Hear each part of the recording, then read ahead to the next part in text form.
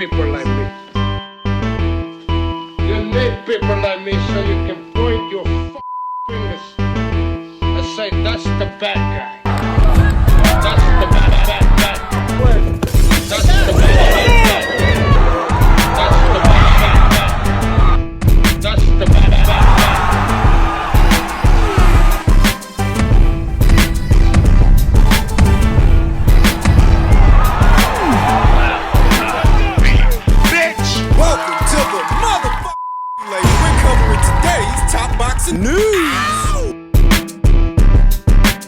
Okay, we'll start with this. According to Bad Left Hook, California State Athletic Commission punks out, votes to support the Ali Act's destruction. What? I think that headline is a bit misleading. Early last month, the California State Athletic Commission tabled a vote on whether to support TKO's attempt to gut the Ali Act after significant public backlash, vowing to reconvene in December after a subcommittee investigation. Turns out they lied. After convening behind closed doors and refusing to release the minutes, California State Athletic Commission announced a meeting for today, revealing beforehand that they intended to support the bill. TKO's Nick Khan got first dibs on the public comment, followed by veteran referee Big John McCarthy, who accused critics of being financially incentivized. UFC veteran-turned-referee Chris Lieben supported the bill, as did current employee Forrest Griffin, a number of medical officials and promoters, Tom Loeffler and Corey Rapax, while a good number of UFC fighters, a laundry list of names, voiced vehement opposition. Several brought up UFC's take-it-or-leave-it policy to fight negotiations, which causes athletes to compete injured, and Duffy mentioned how he made $10,000 for his main event at the same time UFC's ban on personal sponsors costed him over $100,000. We talked about this, how it's different in the UFC. The sponsorships, the endorsements, the brand deals all go to the brand. They go to the UFC and not the fighter, which isn't actually breaking any laws, but that's where things over there differ from boxing. In boxing, the boxer can get the sponsorships. The boxer can get the brand deals. But my question is, do you expect the kind of boxers that get major sponsorships and major brand deals, do you expect those kinds of boxers to box under Zuffa? I don't.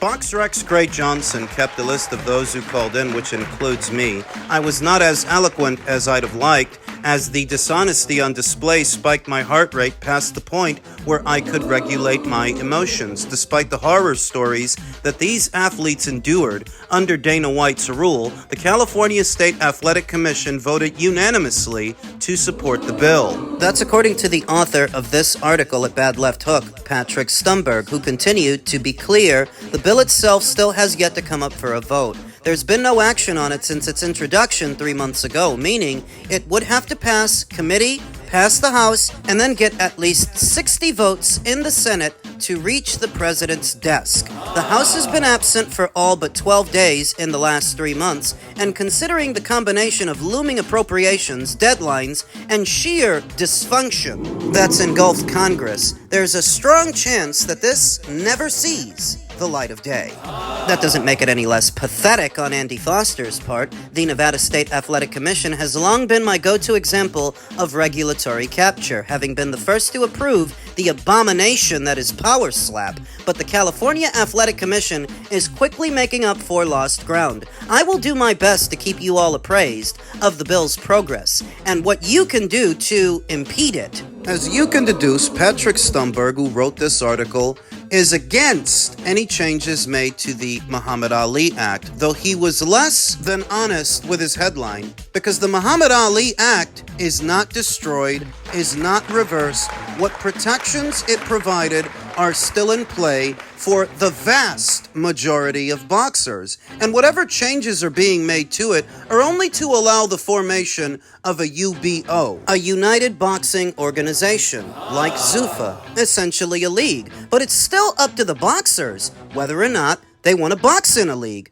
I imagine that the vast majority of them won't. Since there's anywhere in between 18 to 27,000 active boxers around the world, and Dana's league can only house about 400 to 450. That is literally less than 2% of active boxers all around the world. This is not the big deal that they're making it out to be. It never was. For a perspective that really drives that point home, here's Gray Johnson of BoxRec saying 0 active professional boxers called into the California State Athletic Commission meeting regarding this subject. Why? They either didn't know or didn't care, but the vast majority of them are not going to be affected by these amendments to the Muhammad Ali Act and what protections it provides, because they haven't gone anywhere. All it really does is allow an interested party to form a league of their own. But don't expect the mass formation of boxing leagues across the boxing landscape, since most cannot afford to form them.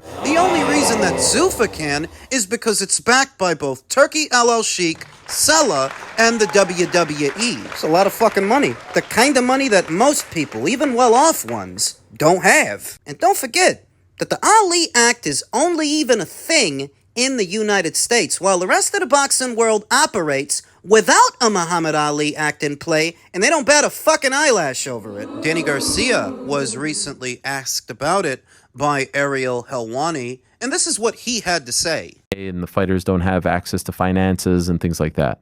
No, they got to keep the Ali Act because you can't double dip. That's what the Ali Act protects. It's like you can't be a manager and a promoter. Yep. You can't. Yeah, I feel like if anything, the fighter should be on the table. You know, he should know what's in that budget. He should know, what's in the budget, because, I mean, if they tell the promoter $1 million, he come back and tell you 500,000. Yeah. That doesn't exist in MMA. You know that, right? Stealing. There is no Ali Act or a version of it in MMA. So the fighters don't have that type of. It's basically take it or leave it, you know. And I feel like no. Boxing shouldn't be like that. If there's 20,000 in the pot, they should know it's 20,000. You know, I feel like it's. I mean, you're risking your life. You're risking your life. So I feel like a fighter should be compensated for what he's worth, obviously, and he should know what it is. Well, the problem, Danny, is a lot of you fighters think you're worth a lot more than you actually are. And we're not talking about intrinsic value or spiritual currency. We're talking about actual currency. We're talking about actual money. That's a problem that boxing faces, all with the Muhammad Ali Act. But if you're so worried about that, the Muhammad Ali Act didn't go anywhere. The protections that it provides are still in play, though the irony of Danny Garcia, of all people, talking about the evils of one person acting as both a manager and a promoter. Sound familiar? There hasn't been a more glaring example of someone who's doing this more than Al Heyman over the years. He's found ways around it through his reclusive nature. Told you, over there at the PBC, they call the managers the promoter, and they call the promoter the manager. Saw a recent interview with Angel Garcia, who stated that Danny Garcia stayed loyal to the PBC, all without a written contract. Another effort to circumvent the Muhammad Ali Act. You can't prove that Al is violating it if there's no paper trail, no contract, no liability, and nothing to use against Al Heyman in a court of law. But let's not get sidetracked. This is not about Danny Garcia or Al Heyman. This is about the Ali Act and how nothing really changed. Except that now an interested party can form their own league. But you can't expect very many leagues to form since most people don't have the money. Most people can't afford to start their own boxing league. Duh! And if you're so averse to Dana White's business practices at the UFC that you're worried he's going to do the same thing with Zuffa, then don't box for Zuffa. Duh! Seems like the only way to harp about this amendment is to misrepresent it, the way that Patrick Stumberg did. The Muhammad Ali Act is destroyed! Oh no! Except that it isn't. It hasn't been destroyed. It hasn't been rescinded. It's still in place. So why are they saying that? Well, it was veteran referee Big John McCarthy, who's in support of these amendments, that stated, the only ones criticizing this are people that have been financially incentivized to do so. Wait, so he thinks they're paying people to misrepresent this and paying people to give Zuffa boxing a bad name? Well, that's what financially incentivized means. It means they're paying people to do this. Why? Can't seem to stop the rate of progress for this amendment. Dana White's got friends in high places, so they'll attack his Zuffa boxing some other way by further assassinating his character and suggesting that the Ali Act has been destroyed. Even though it hasn't. To act as a deterrent, discouraging boxers from signing to Dana White's Zuffa boxing on the premise that they'll be underpaid, mistreated, and taken advantage of. When I think, for a lot of boxers, Zuffa boxing might be a good option since not everybody's Canelo, not everybody's Anthony Joshua or Shakur Stevenson, these fighters that regularly make 7 and 8 figures per fight. There are a lot of boxers, they're never gonna see that in their entire boxing career. And for those boxers who don't get the big sponsorships and brand deals, maybe going to Zuffa might give them some stability. So maybe you ain't got those other arms of revenue as a Zuffa boxer. A lot of boxers don't have those arms of revenue anyway. Do you think that every boxer has a major brand deal? They don't. There are that many more boxers that don't than there are boxers that do. So for them, you can't lose something that you never had. Remember, we're talking about B and C tier fighters. Those are the kind of fighters that Zuffa's looking to sign. Not anybody like a Keyshawn Davis or a Canelo Alvarez. Those kind of fighters don't need to fight in a league. Now, I suspect that there are people and powers that be within the boxing industry that don't want a new kid on the block, somebody else within the boxing space. And those are the guys who are financially incentivizing these journos to misrepresent what this is, because it's a clear misrepresentation of the situation to say that the Muhammad Ali Act has been destroyed. It's bullshit. The boxers got a choice. If they want to box in a league, they got to play by the league's rules. But if they don't want to, they don't have to. And they still have the same protections that the Ali Act was already providing. Some food for thought. It was Logan Dobson who said, "The Ali Act was well-intentioned, but it doesn't make any sense in the modern sporting landscape. Imagine if the NFL was not allowed to promote their games because they are also the ones who set the game rules. Imagine if MLB wasn't allowed to determine who goes to the playoffs. Imagine if every NBA game had to be individually negotiated before it could happen. It makes no sense and goes a long way towards explaining why boxing is less popular now than ever." Make a long story short, boxing isn't regulated enough. It's too fragmented. Things that need to happen don't happen in a timely fashion, and as a result, the sport's profile takes the hit to the point where every major broadcaster has literally walked away from boxing. So before you go moaning about what might be wrong with Zuffa, look at all the things that are wrong with boxing. You'd have to be fucking blind, deaf, and dumb not to notice them. Don't worry about Zuffa. There was already a lot wrong with boxing as it was before Zuffa even became a thing. Zuffa is not boxing's biggest problem. In men's light heavyweight news, David Benavidez believes that he could fight at heavyweight one day. In a day and age when some fighters are looking to get in, get paid, and get out, David Benavidez is the exact opposite. "I got another 15 years left," Benavidez told Ring Champs with Akin Barak on their YouTube channel. "I fight 2 times a year. Why would I not want to do that for the next 15 years? If I take care of my body well enough, 2 fights a year ain't shit." At the age of 28, the light heavyweight division's WBC champion believes he has a long way to go, but for now, he wants to focus on what he has in front of him. He's got a plan. So what's that old quote from Mike Tyson? What did he say? Everybody's got a plan till they get punched in the face. The way he feels right now at 28, as an unbeaten fighter, he could see himself fighting for another 15 years, but it only really takes one fight, one physically taxing fight, one arduous fight to perhaps change your mind. Look at Spence. He lost 1 fight and we ain't seen him since. Benavidez, 30-0 with 24 KOs, is set to defend his strap against Anthony Yarde on November 22nd in the main event of Ring 4, Night of the Champions card at A&B Arena in Riyadh, Saudi Arabia. As long as everything goes according to plan, Benavidez intends to fight some of the top names in the light heavyweight division as soon as possible. So he says.